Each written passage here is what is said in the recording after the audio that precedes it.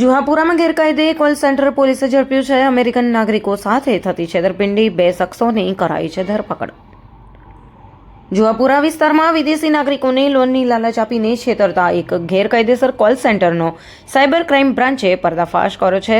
રંગ ઉદ્યોગ સોસાયટીમાં પોતાના જ નિવાસ સ્થાને આ નેટવર્ક ચલાવતા મુખ્ય સૂત્રધાર મુનફ ખાન પઠાણ અને તેના સાથીદાર શકલેન સિપાહીની ધરપકડ કરવામાં આવી છે.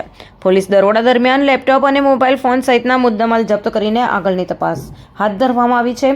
કોલ સેન્ટરમાં ટેલિગ્રામ દ્વારા અમેરિકન નાગરિકોનો ડેટા મેળવીને ગૂગલ વોઇસ એપની મદદથી તેમનો સંપર્ક કરતી હતી. તપાસમાં જાણવા મળ્યું છે કે આરોપીઓ અમેરિકાની પ્રતિષ્ઠિત લોન કંપનીના એજન્ટ બનીને ગ્રાહકોને વિશ્વાસમાં લેતા અને નકલી એપ્રુવલ લેટર મોકલીને પ્રોસેસિંગ ફીના નામે નાણાં પડાવતા હતા. આરોપીઓ પેમેન્ટ કેશ એપ અને એપલ પે તથા વોલમાર્ટના ગિફ્ટ કાર્ડ અને બારકોડ દ્વારા મેળવતા હતા, જેથી ટ્રાન્ઝેક્શન ટ્રેડ થઈ ના શકે.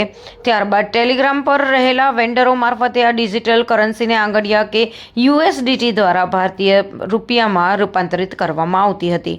બંને આરોપીઓ છેલ્લા 6 માસથી ગેરકાયદેસર કોલ સેન્ટર ચલાવતા હોવાનું તપાસમાં સામે આવ્યું છે. બંને આરોપી બીકોમ અને ધોરણ 12 પાસ છે.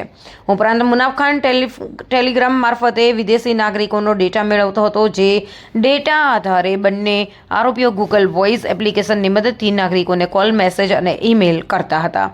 પકડાયેલા બંને આરોપીઓ મુનફ ખાન પઠાણ અને શકલેન સિપાહી આ મોડેસ ઓપરેન્ડીથી છેલ્લા 6 માસથી ગેરકાયદે કોલ સેન્ટર ચલાવતા હોવાનું તપાસમાં સામે આવ્યું છે.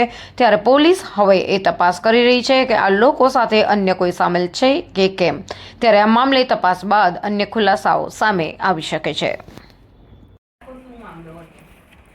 આજરોજ તારીખ 18/2/2026ના વહેલી રાત્રે 1:30 વાગ્યાની આસપાસ વેજલપુર પોલીસ સ્ટેશનની ટીમ વિસ્તારમાં પેટ્રોલિંગમાંથી દરમિયાન બાતમી મળેલ કે જુહાપુરાના આપણે રંગઅવધૂત સોસાયટીમાં જે મકાન છે ત્યાં આગળ 2 વ્યક્તિ કોલ સેન્ટર આવી રીતનું ચલાવી રહ્યા છે એ રીતની માહિતી અંગે રેડ કરતા ત્યાં જે મેઇન આરોપીમાં મુનાફ ખાન રશીદ ખાન પઠાણ, ઉંમર વર્ષ 34, અને એમના સાથી બીજા શકલેન મોહમ્મદ શફી સિપાઈ કે જે બંને પોતાની પાસે ઘણા બધા મોબાઈલ ને લેપટોપ રાખીને કોલ સેન્ટર મતલબ એ રીતનું ચલાવી રહ્યા હતા. તે અંગે રેડ કરીને યોગ્ય કાર્યવાહી કરતા આ જે બંને આરોપીઓ છે તેમની પાસેથી 6 મોબાઈલ, 1 લેપટોપ અને 2 પેનડ્રાઈવ સહિતનો મુદ્દામાલ કબજે કરવામાં આવ્યો છે.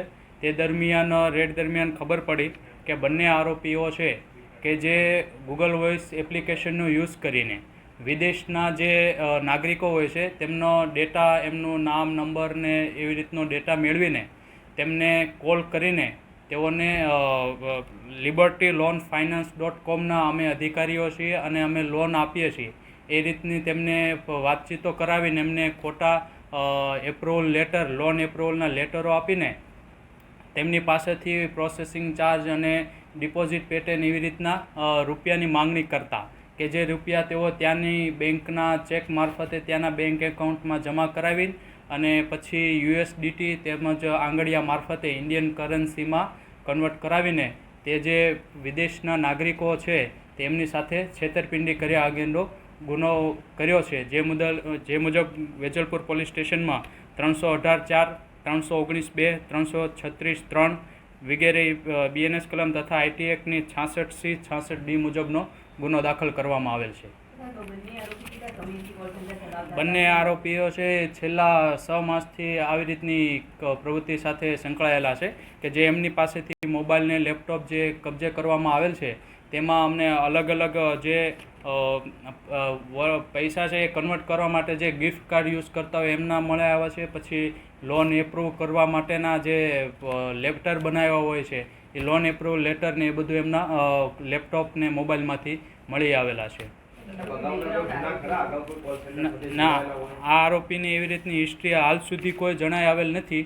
આમની સાથે બીજા કોઈ આરોપી પણ સંકળાયેલા છે કે આમના વિશેષમાં બીજા કોઈ ગુના છે કે નહીં એ બાબતની તપાસ ચાલુમાં છે. અન્ય આરોપી કોઈ બીજા સંકળાયેલા છે કઈ રીતે મેળવતા એની પણ બંને આરોપીઓને અટક કરીને એની તપાસ ચાલુ છે. એ અલગ અલગ ટેલિગ્રામ ચેનલો હોય છે. ટેલિગ્રામ ચેનલોમાં ઘણા બધી એવી રીતની ચાલતી હોય છે કે જેમાં દરેક નાગરિકોના ડેટા જે હોય છે એ એમની પાસે મળી રહેતા હોય છે. ઘણી વખત આપણે જોતા હોઈએ છીએ કે કોઈ પણ એપ્લિકેશન આપણે ડાઉનલોડ કરતા હોઈએ છીએ તો ત્યારે ઘણી વખત આપણને એને ઇન્સ્ટોલ કરીએ ત્યારે પછી એને ઓપન કરતા પહેલાં આપણી પાસે કોન્ટેક્ટનું એલાઉ માંગતા હોય છે, ગેલેરીનું એલાઉ માંગતા હોય છે, કેમેરાનું એલાઉ પરમિશન બધી માંગતા હોય છે. તો ઘણી બધી કંપનીઓ આવી રીતનું લોકોએ એલાઉ કરેલું હોય તો એના ડેટા પછી કંપનીઓ દ્વારા લીક કરીને અથવા ચોરી કરીને પછી આવી રીતની ચેનલમાં મૂકતા હોય છે કે જે દ્વારા એ લોકોને આવી રીતના વિદેશી નાગરિકોનો ડેટા મળી રહેતો હોય છે. ના, તમને જેમ કીધું એમ આજે